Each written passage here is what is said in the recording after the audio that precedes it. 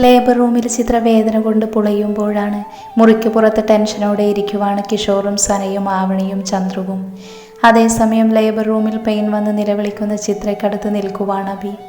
അവൾക്കടുത്ത് തന്നെ ഡോക്ടറും പിന്നെ 2 നേഴ്സുമുണ്ട്. ചിത്രയെ ബെഡിലേക്ക് കിടത്തിയിരിക്കുകയാണ്. ഡോക്ടർ അവളെ പരിശോധിക്കുന്നുണ്ട്. ചിത്ര പുഷ്. ഡോക്ടർ അവളോട് പറഞ്ഞതും ചിത്ര തന്നെ കൊണ്ട് കഴിയുന്നത് പോലെ പുഷ് ചെയ്യാൻ തുടങ്ങി. ആ സമയം അവൾക്കടുത്തേക്ക് ചേർന്ന് നിന്നു അവൻ. വേദന കൊണ്ട് പുളയുന്ന ചിത്രയെ തന്നെയായിരുന്നു അഭിയുടെ ശ്രദ്ധ. അവളുടെ മുഖമാകെ വീങ്ങിയിട്ടുണ്ട്. വേദന വന്ന ഉടനെ ലേബർ റൂമിലേക്ക് കയറ്റിയതാണ്. അവൻ അവളുടെ അടുത്തേക്ക് നിന്നു. എല്ലാവരും മാസ്ക് ഉൾപ്പെടെ ധരിച്ചിട്ടുണ്ട്. പക്ഷേ അഭിയുടെ കലങ്ങിയ കണ്ണുകൾ ചിത്രയ്ക്ക് കാണാം. അവൾ വേദനയോടെ തളർച്ചയോടെ അവനെ നോക്കി. ഒന്നുമില്ലെന്ന് അവളെ നോക്കി അവൻ കണ്ണ് ചിമ്മി കാണിച്ചതും ചിത്രയും കലങ്ങിയ കണ്ണുകളിലൂടെ അവനെ നോക്കി. എന്നാൽ അടിവയറിലെ സഹിക്കാൻ കഴിയാത്ത വേദന അവളെ ആകെ തളർത്തുന്നുണ്ടായിരുന്നു. കണ്ണുകൾ നിറഞ്ഞൊഴുകി. അപ്പോഴും അവൾക്കടുത്ത് അവളുടെ കൈ പിടിച്ച് അഭി നിൽപ്പുണ്ട്. വേദന കൊണ്ട് പുളയുന്ന ചിത്രയെ അവൻ നിറഞ്ഞ കണ്ണുകളോടെ ഒന്ന് നോക്കി. പിന്നെ ആ കയ്യിൽ പിടിച്ച് അവളെ നോക്കി. കമോൺ ചിത്ര പുഷ്. ചിത്രയുടെ കാലിനിടയിൽ നിന്നുകൊണ്ട് കുഞ്ഞിൻ്റെ പൊസിഷൻ ചെക്ക് ചെയ്ത ഡോക്ടർ അവളോട് പറഞ്ഞതും ചിത്ര അവളെ കൊണ്ട് കഴിയുന്നത് പോലെ വീണ്ടും പുഷ് ചെയ്യാൻ തുടങ്ങി. പക്ഷെ അതുപോലെ തന്നെ വേദനയും ക്ഷീണവും അവളെ തളർത്തി. തളർന്നുകൊണ്ട് ചിത്ര ബെഡിലേക്ക് വീണു. ക്ഷീണം കൊണ്ട് അവളുടെ കണ്ണുകൾ അടഞ്ഞു തുടങ്ങി. സർ, ചിത്ര മയങ്ങാൻ പാടില്ല. വേഗം അവളോട് പുഷ് ചെയ്യാൻ പറയൂ. കണ്ണുകൾ അടക്കാൻ തുടങ്ങിയ ചിത്രയെ നോക്കി ടെൻഷനോടെ ഡോക്ടർ അഭിയോട് പറഞ്ഞതും അവൻ വേഗം ചിത്രയുടെ കവിളിൽ തട്ടി. Chitra, don't close your eyes. Come on push. Chitra push, വേഗം. അത് പറഞ്ഞുകൊണ്ട് അഭി ചിത്രയുടെ കവിളിൽ തട്ടിയതും അവൾ കണ്ണുകൾ വലിച്ചു തുടങ്ങി. ആ മിഴികൾ അഭിയിൽ ചെന്ന് നിന്നു. അവൻ അവളുടെ കൈയെ പിടിമുറുക്കി. കമോൺ പുഷ്, ഞാൻ ഇവിടെ തന്നെ ഉണ്ട്, വേഗം. അഭി അവളെ നോക്കി പറഞ്ഞതും ചിത്ര വേഗം പുഷ് ചെയ്യാൻ തുടങ്ങി. വേദനയിൽ അവൾ അലറിയതും ഡോക്ടർ പറഞ്ഞു, കമോൺ ചിത്ര, ബേബി വരുന്നുണ്ട്, വേഗം.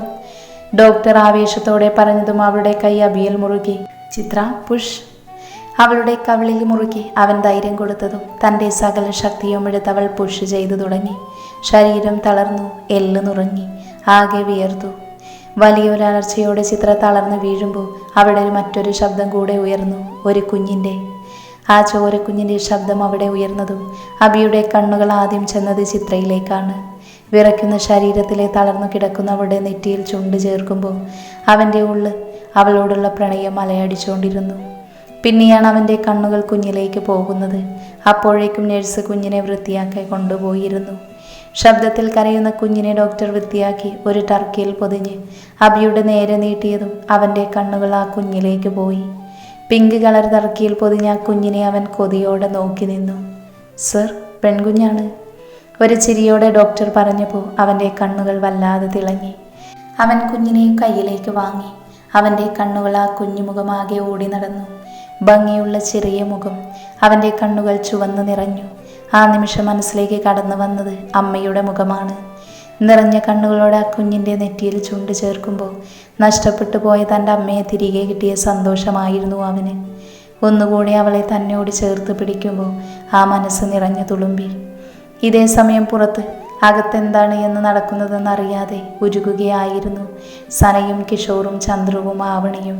അവർ ഓരോരുത്തരും ലേബർ റൂമിൻ്റെ കഥകിലേക്ക് നോക്കി ടെൻഷനോടെ ഇരുന്നു. പെട്ടെന്ന് കഥക് തുറന്ന് ശബ്ദം കേട്ടതും അവരുടെ ശ്രദ്ധ ഡോറിനടുത്തേക്ക് പോയി. ഹോസ്പിറ്റൽ വസ്ത്രം ധരിച്ചൊരു കൈ കുഞ്ഞിനെയും എടുത്ത് പുറത്തേക്ക് വരുന്ന അഭി. എല്ലാവരും ഇരിക്കുന്ന ചെയറിൽ നിന്ന് ചാടി എണീറ്റു. അഭിയുടെ അടുത്തേക്ക് ഓടുമ്പോൾ ആ കുഞ്ഞുമുഖമൊന്ന് കാണാനുള്ള തുടിക്കുകയായിരുന്നു എല്ലാവർക്കും. അഭിയുടെ കയ്യിലുള്ള കുഞ്ഞിൻ്റെ നെറ്റിയിലേക്ക് ആദ്യം ചുണ്ട് ചേർത്ത് ചന്ദ്രുവായിരുന്നു. ആ നിമിഷം അവൻ്റെ കണ്ണ് നിറഞ്ഞു തുളുമ്പി. അവൻ മാറി നിന്നതും അവസരം കാത്തു നിന്നതുപോലെ ആവണിയും കുഞ്ഞിൻ്റെ അടുത്തേക്ക് വന്നു. ആ കുഞ്ഞി കൈ പിടിച്ച് അതിൽ ഉമ്മ വയ്ക്കുമ്പോൾ അവളുടെ ഉള്ളും നിറഞ്ഞു. കിഷോറും സനയും അത് നോക്കി നിന്നു. അവരുടെ അവസരം കഴിഞ്ഞപ്പോഴാണ് അവർ മുന്നോട്ട് വന്നത്. അന്ന് എല്ലാവർക്കും അവിടെ നിൽക്കാൻ കഴിയാത്തതുകൊണ്ട് എല്ലാവരും തിരിച്ചുപോയി. സനയും ആവണിയും ചിത്രയോടൊപ്പം ഹോസ്പിറ്റലിൽ തന്നെ നിൽക്കാമെന്ന് പറഞ്ഞെങ്കിലും അഭി സമ്മതിച്ചില്ല. ചിത്രയെ മുറിയിലേക്ക് മാറ്റിയിട്ടാണ് എല്ലാവരും പോയത്. ഇപ്പം മുറിയിൽ ചിത്രയും അഭിയും കുഞ്ഞും മാത്രമേ ഉള്ളൂ. ക്ഷീണത്തിൽ മയങ്ങിക്കിടക്കുന്ന ചിത്രയുടെ കാലിനടുത്തിരിക്കുകയാണ് അഭി. അവൻ്റെ കയ്യിൽ കുഞ്ഞുമുണ്ട്. കുഞ്ഞിനെ ചേർത്ത് പിടിച്ചിരിക്കുമ്പോഴും അവൻ്റെ കണ്ണുകളിൽ അവളിൽ തന്നെയായിരുന്നു. കരഞ്ഞു വീർത്ത മുഖം, ഇറുകി ചുവന്ന കണ്ണുകൾ. ഇപ്പോഴും കണ്ണുനീരിൻ്റെ പാടവശേഷിക്കുന്ന കവിൾത്തടങ്ങൾ. അവൻ്റെ ഹൃദയം തുടിച്ചു. തൻ്റെ ജീവനെ കയ്യിലേൽപ്പിക്കാൻ അവൾ അനുഭവിച്ച വേദന. ആദത്തിനേക്കാൾ 1000 ഇരട്ടി സ്നേഹം തോന്നി അവൻ അവളോട്. ആ സ്നേഹം അവളുടെ കാലിൽ ചുംബനമായി നൽകുകയും ചെയ്തു. രാത്രി കുഞ്ഞുണരുമ്പോൾ അഭി തന്നെ കുഞ്ഞിനെ എടുക്കും. കുഞ്ഞിനെ ചിത്രയ്ക്ക് കൊടുത്ത് പാല് കൊടുത്തതിന് ശേഷം അവൻ അവൻ്റെ നെഞ്ചിൽ കിടത്തി ഉറക്കും. ആ കുഞ്ഞുമുഖം നോക്കി കിടക്കുമ്പോൾ അമ്മയെ ഓർമ്മ വന്നു അവന്. രാവിലെ സനയും ആവണിയും ഹോസ്പിറ്റലിലേക്ക് വരും. ചിത്രയ്ക്കും അഭിക്കും കുഞ്ഞിനുമുള്ള ഡ്രസ്സും പിന്നെ കഴിക്കാനുള്ള ഫുഡും കൊണ്ടുവരും. അപ്പോഴേക്ക് അഭി ചിത്രയുടെ കൂടെ തന്നെ ഉണ്ടാകും. 1 മിനിറ്റ് മാറി നിൽക്കാതെ മുഴുവൻ സമയവും അവൻ അവരോടൊപ്പം തന്നെ ഉണ്ട്. ഇതിനിടയിൽ രവിവർമ്മയും ഇന്ദ്രനും ശിവാനിയും ഒക്കെ വന്ന് കുഞ്ഞിനെ കണ്ടു. അപ്പോഴും അഭി മാത്രം ആരെയും രാത്രി നിർത്തിയില്ല. 3-ാമത്തെ ദിവസം ചിത്രയെയും കുഞ്ഞിനെയും ഡിസ്ചാർജ് ചെയ്ത് വീട്ടിലേക്ക് കൊണ്ടുപോയി. അപ്പോഴും അഭി തന്നെ അവരുടെ കൂടെ നിന്നു. ഇപ്പം ചന്ദ്രു കൂടെ ഉള്ളത് കൊണ്ട് കിഷോർ തനിച്ചല്ല. പകലൊക്കെ എല്ലാവരും ഓഫീസിലേക്ക് പോയ അഭിയും ചിത്രയും കുഞ്ഞു മാത്രമായിരിക്കും വീട്ടിൽ. സുമചേച്ചി ഉണ്ടെങ്കിലും അവർ പാചകവും വീട് വൃത്തിയാക്കലും മാത്രമേ ചെയ്യാറുള്ളൂ. ചിത്രയുടെ കാര്യങ്ങൾ ആരും ചെയ്യുന്നത് അഭിക്ക് ഇഷ്ടമല്ല. അതുകൊണ്ട് അവർ അതിലൊന്നും അധികരിച്ചിടപെടാറുമില്ല. ദിവസങ്ങൾ കഴിഞ്ഞു പോകുന്നതിനനുസരിച്ച് അവരുടെ ജീവിതം സ്വർഗമായി കൊണ്ടിരുന്നു. സമയം കിട്ടുമ്പോഴല്ല എല്ലാവരും കുഞ്ഞിൻ്റെ അടുത്ത് വരും. അവളെ സ്നേഹം കൊണ്ട് മൂടും. കുഞ്ഞിന് 28 നൂലുകെട്ട് ചടങ്ങ് നടത്തി. ദുർഗാദേവി എന്ന് അഭി തന്നെ അവൾക്ക് പേര് വിളിച്ചു. അഭിയും ചിത്രയും ചന്ദ്രവും സനയും ആവണിയും കിഷോറും ഇന്ദ്രനും അങ്ങനെ എല്ലാവരുമായി ആ ചടങ്ങ് ഗംഭീരമായി തന്നെ നടന്നു. അത് കഴിഞ്ഞ് ഏകദേശം 3 മാസം കഴിഞ്ഞപ്പോഴാണ് ആ വാർത്ത അവരെ തേടിയെത്തുന്നത്. ജയിലിൽ വെച്ച് മഹേശ്വരി മരണപ്പെട്ടു. സൈലന്റ് അറ്റാക്ക് ആയിരുന്നു. അഭി ആ വാർത്ത ഒട്ടും ബാധിച്ചിരുന്നില്ല. സന്തോഷമോ സങ്കടമോ ആ മുഖത്തില്ലായിരുന്നു. പക്ഷേ ആവണിക്കും ചന്ദ്രുവിനും ചെറിയ സങ്കടമുണ്ടായിരുന്നു. ഈശ്വരമഠത്തിൽ തന്നെയാണ് അവരെ അടക്കിയതും. ആ ചടങ്ങിന് എല്ലാവരും സഹദേവനും കുടുംബവും ഉണ്ടായിരുന്നു. അയാളുടെ കണ്ണുകൾ പകയോടെയാണ് അഭിയെ നോക്കിയത്. പക്ഷേ അവനെതിരെ പ്രവർത്തിക്കാനുള്ള ആൾബലമോ സമ്പത്തോ അയാൾക്കില്ലായിരുന്നു. അതുകൊണ്ട് തന്നെ തക്കം പാത്തിരുന്ന് ചെന്നായാണ് അയാൾ. വർഷങ്ങൾക്ക് ശേഷം കൃഷ്ണയുടെ വീട്ടിലേക്ക് ചന്ദ്രന് വേണ്ടി പെണ്ണ് ചോദിച്ചു പോയത് അഭി തന്നെയായിരുന്നു. അതുകൊണ്ട് തന്നെ എതിർപ്പ് പറയാൻ അവർക്കും കഴിഞ്ഞില്ല. അല്ലെങ്കിൽ തന്നെ അവർക്ക് ചന്ദ്രുവിനോട് ഒരു എതിർപ്പുമില്ല. മറിച്ച് ഈശ്വരമഠത്തോടും മഹേശ്വരിയോടുമാണ് അവർക്ക് വെറുപ്പ്. അല്ലെങ്കിലും ചന്ദ്രു എന്ന ഈശ്വരമഠം വിട്ടിറങ്ങിയോ അന്ന് തൊട്ട് അവനോടുള്ള സകല ഇഷ്ടക്കേടും കൃഷ്ണയോടുള്ളിൽ നിന്ന് മാഞ്ഞു പോയിരുന്നു. ഇന്നവൾ ചന്ദ്രുവിൻ്റെ ഭാര്യയാണ്. അവർക്ക് 3 വയസ്സുകാരി ശ്രദ്ധയും 1 വയസ്സുകാരൻ അതുലുമുണ്ട്. ആവണിയുടെ വിവാഹം കഴിഞ്ഞ വർഷമാണ് കഴിഞ്ഞത്. വരൻ വിജയ്. കിഷോറും സനയും 4 വയസ്സുള്ള ആലും കിഷോറിൻ്റെ അച്ഛനും ഉമ്മയുമാണ്. 3 വർഷം മുൻപ് രവിവർമ്മ ഈ ലോകത്തോട് വിട പറഞ്ഞു. ഇന്ദ്രനും ശിവാനിയും ഇന്നും സന്തോഷത്തോടെ ജീവിക്കുന്നു. പിന്നെ അഭിയും ചിത്രയും 5 വയസ്സുകാരി ദുർഗയ്ക്ക് കൂട്ടായി 2 വയസ്സുകാരൻ കർണനുമുണ്ട്. കർണൻ അഭിമന്യു. വർഷങ്ങൾക്ക് ശേഷം ശാന്തമായ ആ റോഡിലൂടെ അഭിയുടെ കാറ് മുൻപോട്ട് പോയിക്കൊണ്ടിരിക്കുവാണ്. ഇരുട്ടിനെ കീറിമുറിച്ച ആ കാറ് മുൻപോട്ട് സഞ്ചരിച്ചുകൊണ്ടിരുന്നു. അല്പം നരച്ചിട്ടുണ്ട് എങ്കിലും 2 പേർക്കും വലിയ മാറ്റമൊന്നുമില്ല. ഇന്നും ആ പഴയ അഭി തന്നെ. അതേ ഗൗരവം, അതേ പൗരുഷം. ചിത്രയും പഴയതുപോലെ തന്നെ. 25 വർഷത്തെ ദാമ്പത്യം അവർ ഇന്നും സന്തോഷത്തോടെ ആസ്വദിക്കുന്നു. അതുകൊണ്ടായിരിക്കാം പ്രായം 2 പേരെയും അധികം ബാധിക്കാത്തത്. ശാന്തമായി ഡ്രൈവ് ചെയ്യുന്നതിൻ്റെ തോളിലേക്ക് തല ചേർത്ത് വെച്ച് ചിത്ര കണ്ണുകൾ അടച്ച് കിടക്കുന്നുണ്ട്. അഭിയുടെ കണ്ണുകൾ ഫോണിലേക്ക് പോയി. സമയം രാത്രി 11 കഴിഞ്ഞു. അധികം വാഹനങ്ങളൊന്നുമില്ല. അഭിയുടെ കണ്ണുകൾ ബാക്ക് സീറ്റിലേക്ക് പോയി. കണ്ണടച്ച് സുഖമായി കിടന്നുറങ്ങുന്ന ദുർഗ. അവൻ്റെ ചുണ്ടിലൊരു പുഞ്ചിരി വിരിഞ്ഞു. അമ്മ തന്നെ. അതേ മുഖഛായ, അതേ രൂപം, അതേ ഭാവം, അതേ സ്വഭാവം. ചിത്ര കഴിഞ്ഞ അല്ലെങ്കിൽ ചിത്രയോളം അവന് പ്രിയപ്പെട്ടത് അത് ദുർഗയാണ്. കാരണം അവൾക്ക് ശേഷമേ ഉള്ളൂ.